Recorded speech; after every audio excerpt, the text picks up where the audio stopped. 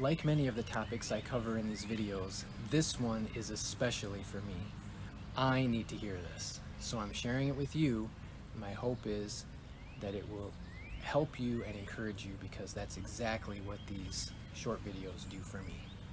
Hi friends, Chad Husted with TeamQuadzilla.com, here to share a mental fitness thought of the day, because we know healthy living starts between your ears.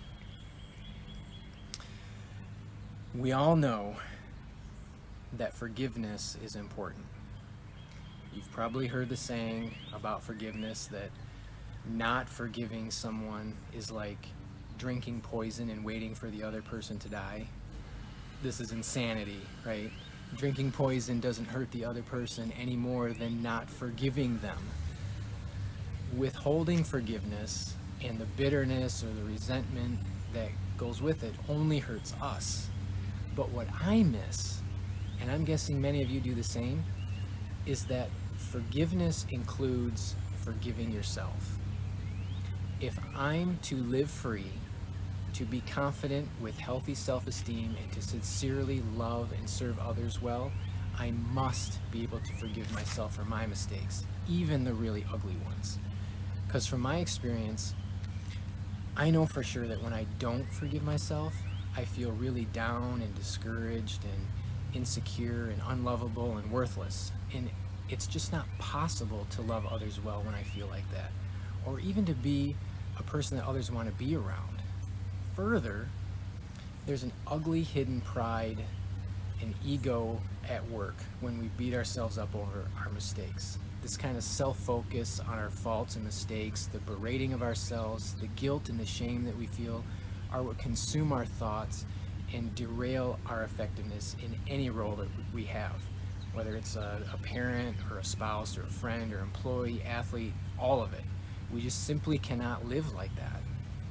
So with that in mind, I want to offer you 3 practical reasons we should forgive ourselves, okay? So number 1, nobody is perfect, including you. Expecting perfection from yourself is ridiculous. So give yourself some grace. Everyone makes mistakes, some small, some big, some in between, but we all mess up all the time. I know I mess up many times a day, and some mistakes I'm not even aware of at the time. Mistakes that range from, being impatient with people at work, or overreacting with my wife, or behaving selfishly, or even thinking negatively about myself. It's human, and it's okay. In fact, it's a good thing, because mistakes help us to learn and grow. And I like the fact that there's always room for improvement. I've got a long way to go, but I've also come a long way, right? So learn, grow, forgive. Number 2, do unto yourself as you would do unto others. If you're like me and maybe struggling to beat some recurring bad habits, you will readily forgive other people, but you can't do the same when it comes to yourself. So we entirely miss the point of the golden rule, which is to do unto others as you would have them do unto you. We need to apply this to ourselves. Extend grace, love, and care to others, because that's what you'd want others to do for you, right? But extend that same grace, love, and care to yourself as well. Because as I said before, we can't possibly love others well when we feel terrible about ourselves. So yes, forgive others, but also forgive yourself. And number 3, forgiveness doesn't mean you got away with one. Think of the reasons we struggle with grace and forgiveness for ourselves, that doing so violates our inner sense of justice. So we might think something like, I did a terrible thing and I hurt a lot of people, and so if I forgive myself, then I'm not getting what I deserve. Well, listen, that is just false.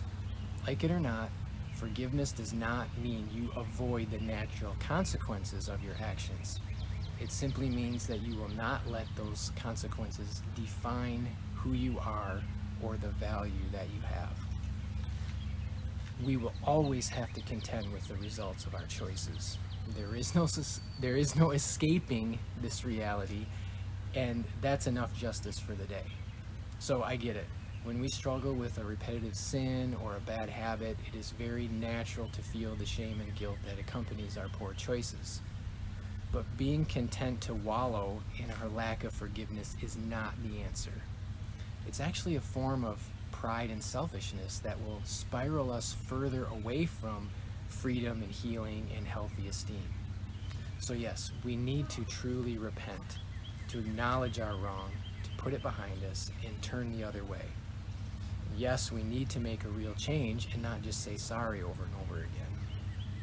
But after we fall, because we all will, we've got to get up, brush off the dust, acknowledge our mistakes, learn and adjust, show ourselves some grace so we can do better next time. Where do you need to show yourself some grace today? Forgive yourself right now. Put it behind you, press on, and live free today. Thanks for watching your Team Quadzilla Mental Fitness Thought of the Day.